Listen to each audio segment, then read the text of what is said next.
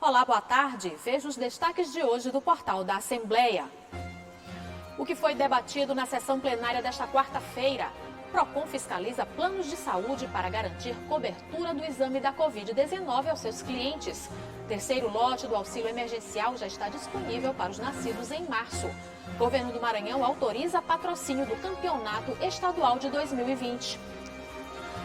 E mais, no terceiro episódio da série Novo Normal, você vai ver os impactos que a Covid-19 causou na economia dos brasileiros. É agora, no portal da Assembleia.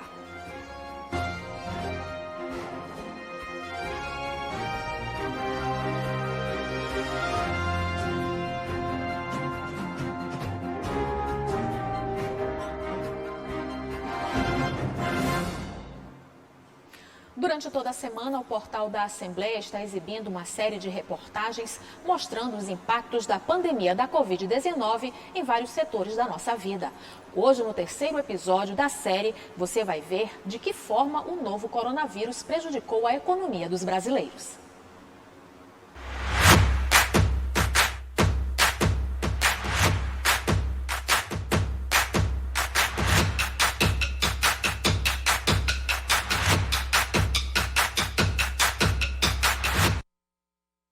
A cena se tornou comum nos últimos meses. Filas imensas nas portas de bancos. Gente que veio pegar informações ou receber o auxílio emergencial de R$ 600, pago pelo governo federal durante a pandemia. Um benefício financeiro para amenizar os efeitos da crise causada pela Covid-19. Muitos aqui perderam o emprego.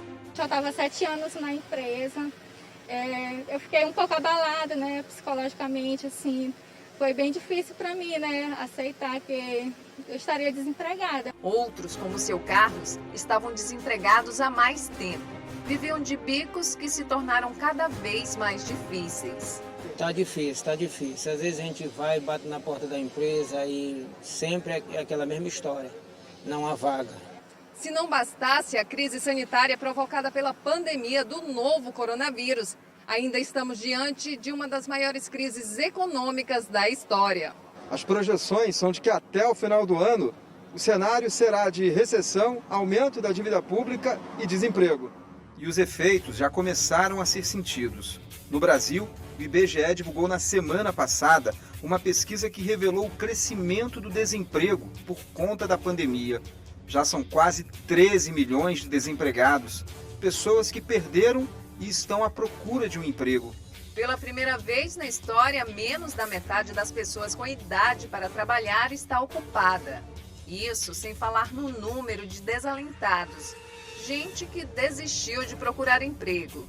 Já são mais de 5 milhões. Uma realidade também enfrentada por outras nações. O problema está na proteção dada aos trabalhadores, muito maior em lugares como a Europa do que no Brasil. Em média, 40% da força de trabalho na Europa teve jornada de trabalho reduzida. Entre 40% e 48%, quase metade, certo? Só que o principal programa do poder público para mitigar os efeitos recessivos no mercado de trabalho europeu não prevê, por exemplo, a suspensão do contrato de trabalho. Isso é um ponto. Aqui no Brasil, prevê. Você ter uma ideia de como no Brasil as coisas estão bastante complicadas, é que nós tivemos o Programa Emergencial de Segurança do Emprego e da Renda, que é a MP 936, que previu a redução da jornada de trabalho, mas permitiu também que as empresas demitissem. E ao lado disso, nós tivemos uma outra medida, que foi a expansão do crédito para financiar a folha de pagamento das empresas. Curiosamente, só para ter uma ideia como o desenho de proteção ao trabalho, as relações de trabalho no Brasil estão equivocados, é que, pela primeira vez na história, a demanda por crédito das empresas representou apenas 4% do total.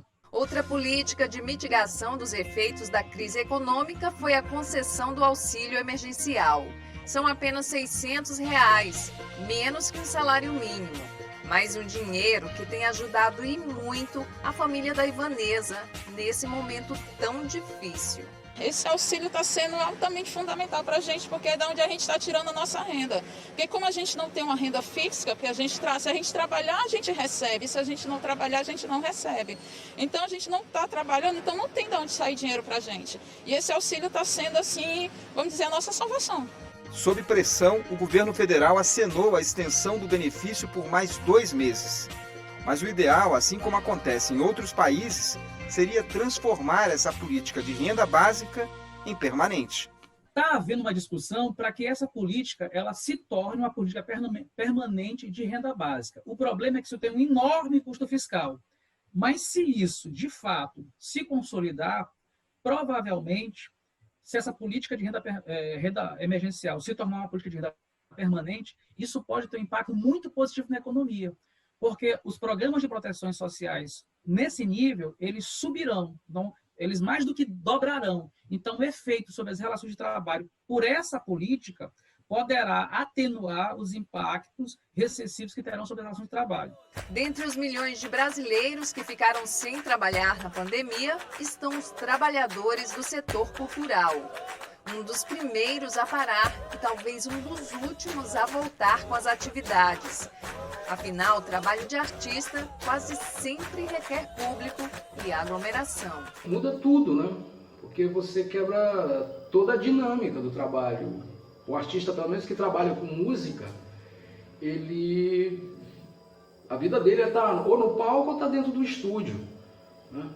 Ele precisa das pessoas em volta. O que o Marcos Magá tem feito para sobreviver nesse período? Você fica numa situação onde você não tem muito para onde correr, né?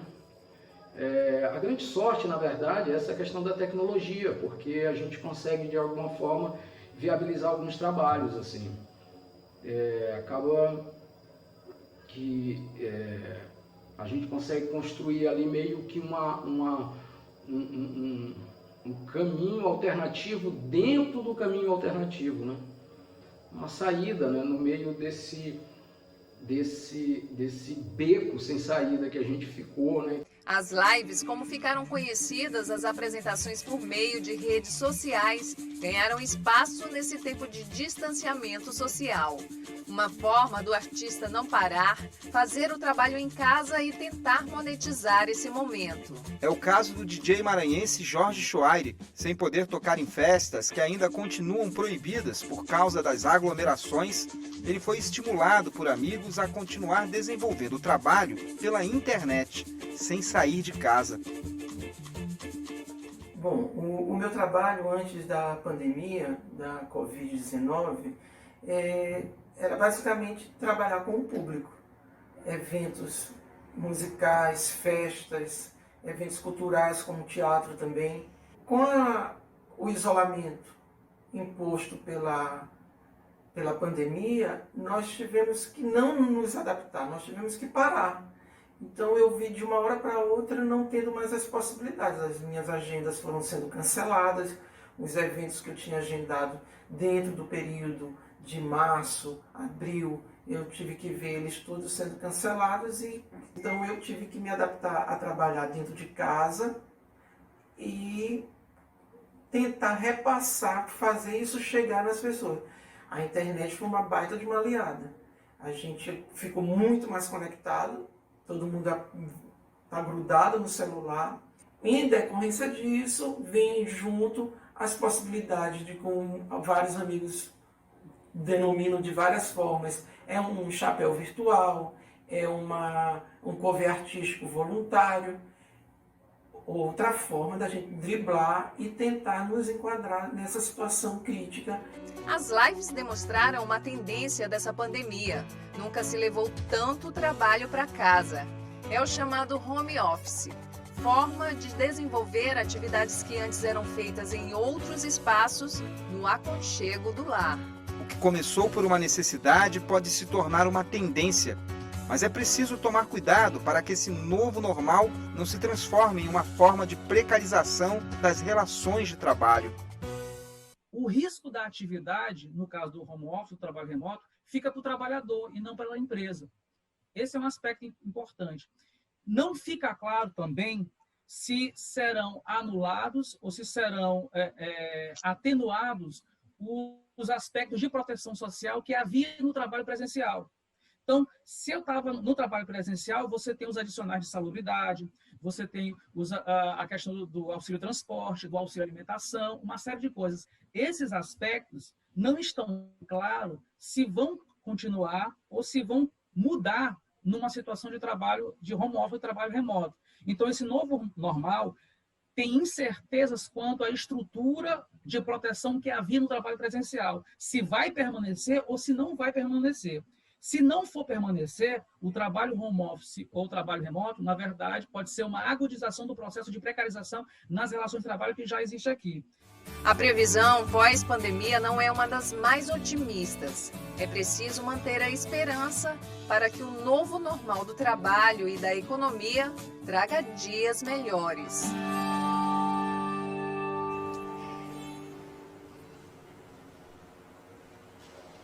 Lembrando que a série Novo Normal é baseada no podcast Atípico, produzido pela Rádio Assembleia e veiculado no programa Assembleia em Foco.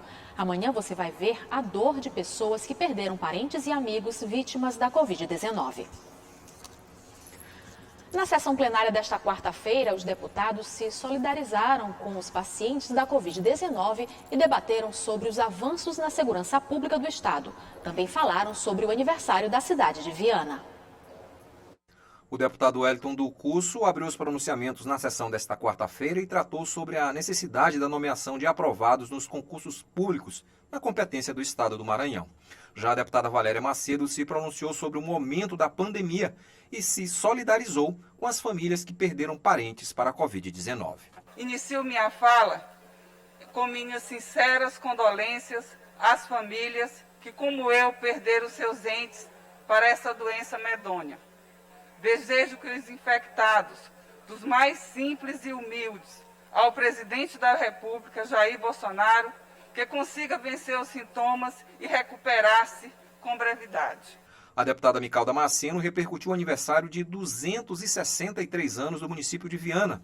Diz que está empenhada para que a cidade entre nos trilhos do desenvolvimento. O povo de Viana hoje está celebrando a vida, a esperança e a alegria na mudança. Eu olho nos olhos de cada vianense e sinto que vamos dar um passo real e concreto no compromisso com o povo. As necessidades dos vianenses não podem esperar. E essa é a razão pela qual estamos celebrando mais um aniversário de Viana.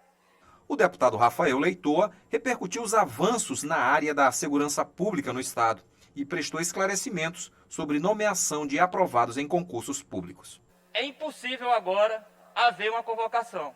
O deputado que me antecedeu sempre cobra e coloca, mas digo que nós também estamos sempre atentos, dialogando com o governo, para que a gente possa estabelecer aí as convocações e em breve esses candidatos possam se tornar efetivamente policiais militares e entrar em exercício. Não tenho dúvida nenhuma que todos serão convocados no prazo do concurso. Ainda na sessão desta quarta-feira, foi aprovado o projeto de Decreto Legislativo 097 de 2020, oriundo do parecer 416 de 2020, da Comissão de Constituição, Justiça e Cidadania, que aprova o pedido de reconhecimento do estado de calamidade pública no município São Vicente de Ferrer. O Procon Maranhão iniciou fiscalização aos planos de saúde no estado para verificar se o exame da Covid-19 está recebendo cobertura das empresas. O cumprimento da medida foi decretado pela Agência Nacional de Saúde Suplementar. Assim, os planos são obrigados a atender aos usuários que precisarem realizar o procedimento. A Agência Nacional de Saúde Suplementar obrigou os planos de saúde a incluírem os exames da Covid-19 para atender os usuários desde o último dia 29 de junho. No Maranhão, o Procon está notificando planos que estejam se recusando a realizar os testes sorológicos IgA, IgC ou IgM para investigar se o paciente desenvolveu anticorpos contra a doença. A gente tem recebido através das nossas redes sociais alguns casos de negativa de planos. A gente também tem a incidência de alguns planos que estão suspendendo o atendimento de todos os procedimentos em alguns laboratórios da cidade. e nós estamos abrindo portaria de investigação preliminar para saber se esse tem sido adotado, realmente se essa prática tem sido cometida aqui na cidade. O usuário do plano de saúde precisa de requisição médica para solicitar os exames que identificam a Covid-19. Planos que não respeitarem as recomendações da Agência Nacional de Saúde Suplementar podem ser acionados pelos consumidores. As denúncias podem ser feitas através do site procon.ma.gov.br ou aplicativo Procon MA, disponível para os sistemas Android e iOS. Estando o consumidor munido da requisição médica, o plano tem a obrigação de autorização. Em caso de negativa, a gente recomenda que procure a própria MS, através dos canais de atendimento, ou formalize sua denúncia no Procon, que a gente consegue expedir uma determinação para cumprimento imediato.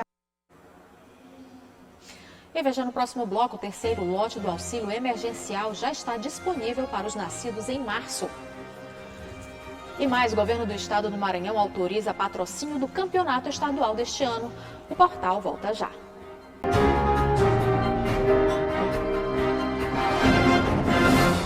O terceiro lote do auxílio emergencial já está disponível para saque aos beneficiários nascidos no mês de março. Mais informações com o repórter Joelson Braga.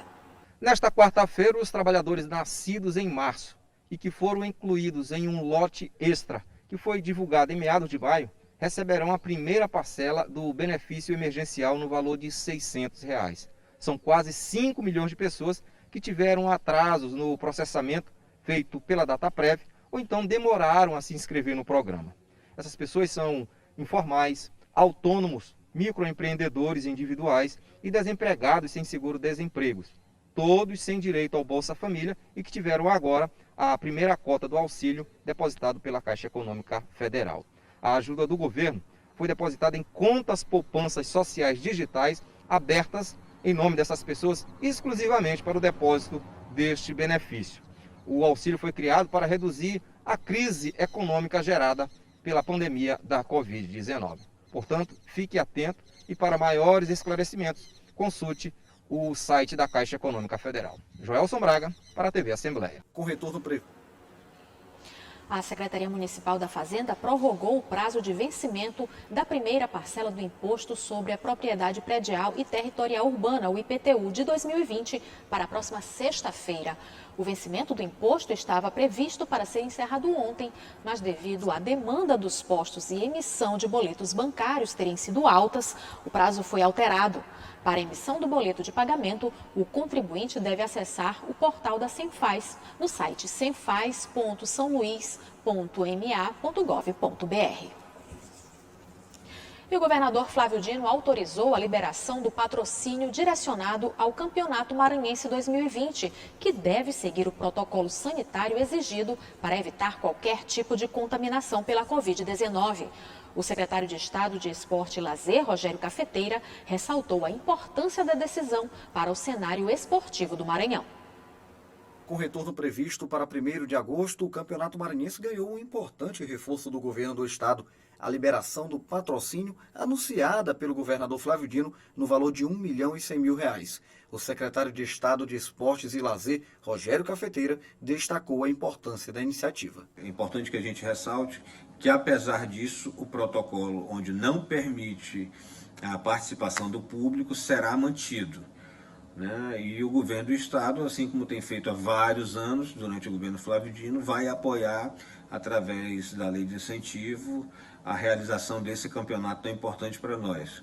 O estadual está suspenso por conta da pandemia desde março deste ano, quando ainda estava em sua primeira fase de disputa. A Federação Maranhense de Futebol já divulgou o protocolo para a retomada dos treinos e jogos do campeonato.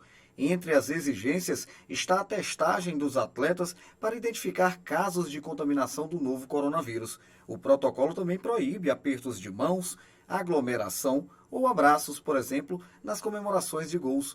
Além disso, não haverão entrevistas dentro ou fora de campo. Há aproximadamente 10 a 15 dias, nós recebemos da Federação Maranhense de Futebol uma solicitação para que o governo do estado permitisse o retorno das atividades do futebol profissional. No primeiro momento, em julho, voltariam os treinamentos e no início de agosto o campeonato em si aconteceria. Nós encaminhamos esse protocolo ao governo do estado, à comissão que cuida desse assunto, a Comissão Científica de Combate ao Coronavírus, que aprovou esse protocolo sanitário. A priori, ele previa a disputa do Campeonato Maranhense numa sede única, que seria em São Luís. A posteriori, os clubes chegaram a um consenso que seria mais interessante para eles fazerem sedes distintas, né? Respeitando cada município que participa, ter direito a ter seus jogos nas suas cidades, e assim foi definido pela federação. E o Portal da Assembleia fica por aqui. Para rever as reportagens de hoje, acesse o site al.ma.leg.br/tv. Para você, uma ótima tarde. Até amanhã.